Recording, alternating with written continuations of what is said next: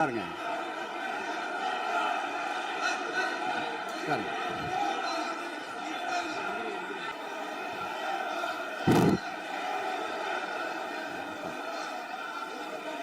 விடுங்க.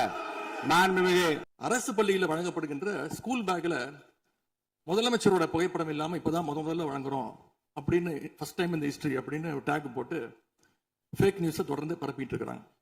இதெல்லாம் எங்களுடைய திராவிட முன்னேற்ற கழகம், எங்களுடைய திராவிட மாடல் அரசுல எங்களுடைய முதலமைச்சர் கொண்டு வந்த திட்டங்கள். இப்படி இவங்க ஸ்டிக்கர் ஒட்டின லிஸ்ட் மிகப்பெரிய லிஸ்ட். அறநிலையத்துறையின் அசையும் மற்றும் அசையா சொத்துக்களின் வருவாய் அதன் புனிதமான நோக்கத்திற்கு மட்டுமே பயன்படுத்தப்படும் அப்படின்னு ஆளுநர் உரையில இடம்பெற்றிருக்கு. இந்த கருத்தை பார்க்கும்பொழுது அறநிலையத்துறையே இருக்கக்கூடாது அப்படின்னு சொல்ற பாஜகவுடைய குரலாகத்தான் தாவேக அரசும் சொல்லுதா அப்படிங்கிற சந்தேகம் எங்களுக்கு வருது. பாஜகவும் வலதுசாரிகளும் சொல்றது இதுதான். அறநிலையத்துறை பள்ளி கல்லூரிகளை நடத்தக்கூடாது, அறநிலையத்துறை பள்ளி கல்லூரிகளை நடத்தக்கூடாது அப்படின்னு சொல்லிட்டு இருக்கிறாங்க. இதுக்காக வழக்கும் தொடர்ந்திருக்கிறாங்க. இந்த நிலைப்பாடு திருமண மண்டபங்கள் வணிக வளங்களோடு நிற்குமா, இல்ல கல்வி நிறுவனங்களுக்கும் இந்த கண்டிஷன்ஸ் அப்ளை செய்யப்படுமா? மாண்புமிகு அறநிலையத்துறை அமைச்சர்கள். அறநிலையத்துறையை பொறுத்த வரைக்கும் கோவில்களின் வருமானம் கோவில்களில் வரக்கூடிய பக்தர்களுக்காக செலவிடப்படும் என்பதை நம்முடைய ஆளுநர் உரையில் இடம்பெற்றதுதான் அதனுடைய சாராம்சம்.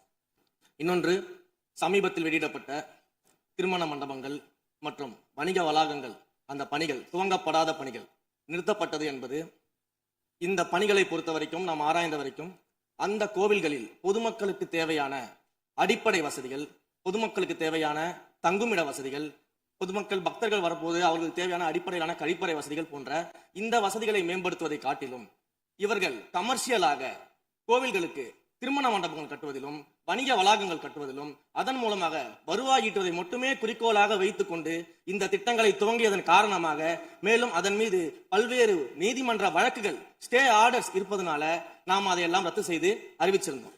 இதற்கு ஒரே ஒரு உதாரணமாக எந்த அளவிற்கு கோவில்களை கமர்ஷியலாக மாற்றுவதற்கு கடந்த ஆட்சி காலத்தில் முயற்சி செய்து கொண்டிருந்தார் என்பதற்காக ஒரே ஒரு சிறிய உதாரணத்தை மட்டும் சொல்லிடுறேன். அருள்மிகு குன்னூரில் இருக்கக்கூடிய அருள்மிகு விநாயகர் திருக்கோயில், ஏறத்தாழ அந்த கோயில்கள் இருந்து கோயில் நிதியை பயன்படுத்தி 10 கோடி ரூபாய் மதிப்பில ஒரு மல்டி லெவல் கார் பார்க்கிங் வசதியை அந்த கோயிலுக்கு ஏற்படுத்துவதற்கான திட்டத்தை இந்த அரசு அனுமதித்திருக்கிறது. இதற்கு முன்னால் இருந்தக்கூடிய அமைச்சர் அவர்கள் அதை அறிவித்திருக்கிறாங்க. அந்த கோயில்ல ஒட்டுமொத்தமாக மாதத்திற்கு வரக்கூடிய பக்தர்களின் எண்ணிக்கையே 500 தான் ஆவரேஜா. அதே போல அந்த கோவில்களுக்கு அடிப்படையில கழிப்பறை வசதி கூட கிடையாது. இது மட்டும் இல்ல, குன்னூர் மற்றும் உதகையை சுற்றி இருக்கக்கூடிய அனைத்து பகுதிகளிலும் இருக்கக்கூடிய 50 கோவில்கள்ல பேசிக்கா இருக்கக்கூடிய டாய்லெட் ஃபெசிலிட்டிஸ் கூட அங்க இருக்கக்கூடிய கோயில்களுக்கு கிடையாது. அப்படிப்பட்ட இடங்கள்ல கோயில் நிதியை பயன்படுத்தி எதற்காக மல்டி லெவல் கார் பார்க்கிங் தேவைப்படுது?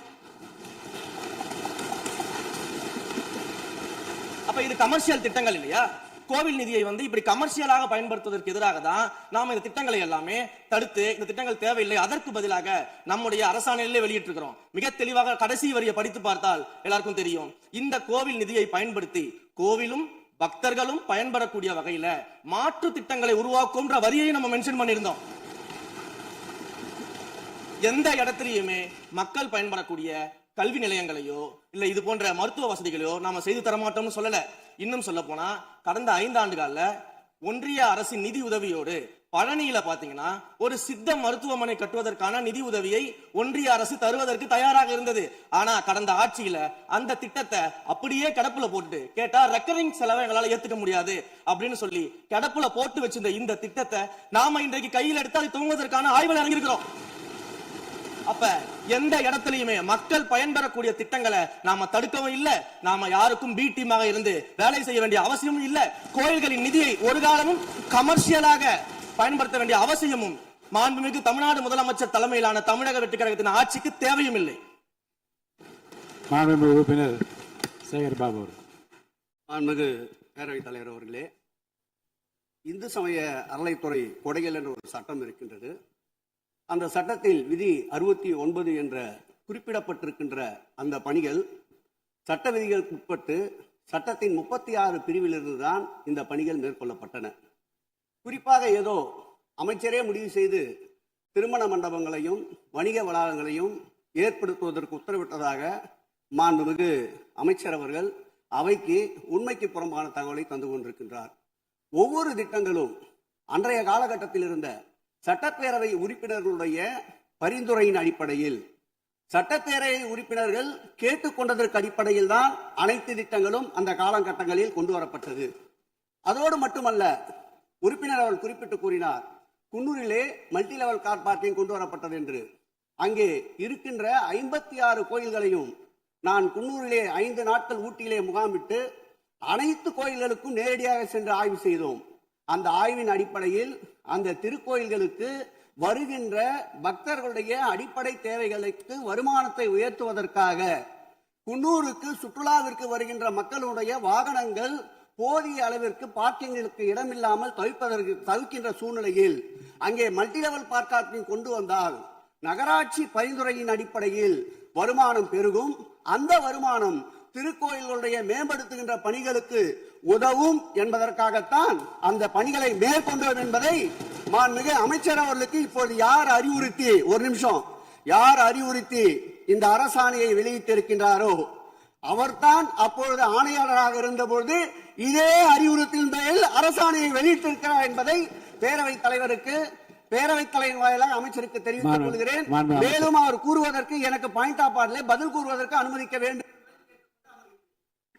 மாண்புமிகு பேரவைத் தலைவர் அவர்களே, குன்னூரில் இருக்கக்கூடிய அந்த விநாயகர் கோயிலுக்கு சொந்தமான இடத்துல மல்டி லெவல் கார் பார்க்கிங் அமைப்பதற்கு ஏற்கனவே அங்க இருக்கக்கூடிய நகராட்சி நிர்வாகம் ப்ரப்போசல் வழங்கிய போது அந்த நகராட்சி நிர்வாகத்திடம் நம்முடைய நிலத்தை குத்தகைக்கு கொடுத்து அதன் மூலமாக இருக்கக்கூடிய வருவாயை வைத்துக் கொண்டு நாம் முடிந்த வரையில் நம்முடைய கோயில்களுக்கு தேவையான அடிப்படை வசதிகளை நாம் செய்து கொடுக்கலாம். ஆனால் கோயில் நிதியவே 10 கோடி எடுத்து அங்க மல்டி லெவல் கார் பார்க்கிங் எந்த விதமான பொதுமக்களும் பக்தர்களும் கேட்கல. பக்தர்களும் பொதுமக்களும் கேட்பதெல்லாம் கோயிலுக்குள்ளே சென்று மனநிறைவோடு தரிசனம் செய்துவிட்டு வெளியே வரும்பொழுது அவர்களுக்கு தேவையான அடிப்படை வசதிகளை தான் பக்தர்கள் கேட்டுக்கொண்டிருக்கிறார்கள். அதை செய்தாலே போதுமானது. மாண்புமிகு எதிர்க்கட்சி தலைவர் பேசுகிறீங்க. போதுங்க, நீங்க சொன்னீங்க, விளக்கம் சொல்லி திருப்பி இதை நான் அனுமதிக்க முடியாது. மாண்புமிகு எதிர்க்கட்சி தலைவர் பேசுங்க. வேண்டாம், போதும், நீங்க பதில் சொல்லிட்டீங்க. பாருங்க, மல்டி லெவல் கார் பார்க்கிங் தேவைன்னு இல்லைன்னு சொன்னாரு, ஏன் போட்டு நீங்க சொல்லிட்டீங்க. அதோட விவாதம் முடிந்தது. மாண்புமிகு எதிர்க்கட்சி தலைவர் பேசுங்க. நீங்க திரும்ப எதுக்கு பாயிண்ட் பாடுற? இனிமே எதிர்க்கட்சி தலைவர் பேசி முடிக்கிற வரைக்கும் குறுக்கீடுகள் அவசியம் இருந்தால் அனுமதிப்பேன், அனுமதிக்க முடியாது. எதிர்க்கட்சி தலைவர் பேசலாம். ஒரு குற்றச்சாட்டு இல்ல, அவர் விளக்கம் தான் சொன்னார். என்ன குற்றச்சாட்டு சொன்னாரு? அவர் விளக்கம் சொல்லிட்டாரு. மாண்புமிகு எதிர்க்கட்சி தலைவர் நீங்க பேசலாம். இனி மாண்புமிகு எதிர்க்கட்சி தலைவர் பேசி முடிக்கிற வரைக்கும் எந்த குறுக்கீடுகளுக்கும் நான் அனுமதிக்க முடியாது. அவசியம் ஏற்பட்டால் விதிகள் உட்பட்டு அனுமதிக்க வேண்டிய உரிமை எனக்கு இருக்கிறது. இப்போது மாண்புமிகு எதிர்க்கட்சி தலைவர் பேசலாம். சொல்லிட்டீங்க, நீங்க பதில் பாருங்க. அவர் சொன்ன உடனே நீங்க பதில் சொல்லிவிட்டீர்கள். குற்றச்சாட்டு அல்ல, விளக்கம் சொன்னார் அவரு. 10 கோடி ரூபாய்க்கு இந்த இடத்துல 10 கோடி ரூபாய்க்கு கோயில் படத்தை எடுத்து ஏன் பயன்படுத்தினீங்க? அது வேற எதுக்கு பக்தர்களுக்கு விளக்கம் சொன்னார். அவ்வளவுதான். குற்றச்சாட்டு எப்படி வராது?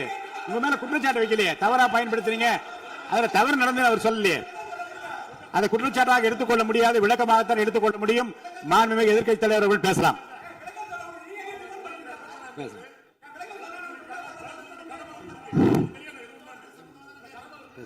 அவை முன்னவர் மாண்புமிகு பேரவைத் தலைவர்களே, அவை முன்னவர்கள் அதற்கான விளக்கத்தை சொல்லியிருக்கிறார்கள். இந்து அறநிலையத்துறை அமைச்சர் அவர்கள் விளக்கத்தை சொன்னார்கள். நீங்கள் அதற்கும் விளக்கத்தை கேட்டு பதிலளித்திருக்கிறீர்கள். மீண்டும் அவர் சொல்வதற்கெல்லாம் பதிலளிப்பதற்கு அவை நேரமில்லை. மாண்புமிகு எதிர்க்கட்சி தலைவர் அவர்கள். மாண்புமிகு பேரவைத் தலைவர்களே, முன்னாள் அமைச்சர் அறநிலையத்துறை அமைச்சர் அதற்கான சரியான விளக்கத்தை கொடுத்திருக்கிறார். இப்போ இருக்கக்கூடிய மாண்புமிகு அமைச்சர் அவர்களும் சில விளக்கங்களை கொடுத்திருக்கிறார். கார் பார்க்கிங் ஃபெசிலிட்டி என்பதும் ஒரு அத்தியாவசிய தேவைதான். அது ஒன்றும் தேவையில்லாத எல்லாருமே இப்போ கார் வச்சிருக்கிறாங்க. கோயிலுக்கு வரவங்க கார்லையும் தான் வருவாங்க. எனவே அதுவும் ஒரு தேவைப்படுகின்ற ஒரு வசதி தான். நான் கேட்டுக்கொள்வதெல்லாம், எங்களுடைய ஆட்சியில் அறநிலையத்துறை சார்பாக 4 கல்லூரிகளை திறந்திருக்கிறோம்.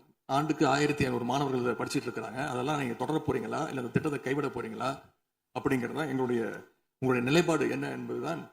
மாண்புமிகு உறுப்பினர் சொல்லிட்டார். அதாவது ஏற்கனவே கல்லூரிகள் மற்ற அமைப்பில் எந்த விதமான தடையெல்லாம் அதையும் நாங்கள் தொடருவோம் என்ற வார்த்தை அவர் பேசும்போது குறிப்பிட்டிருக்கிறார். நன்றி.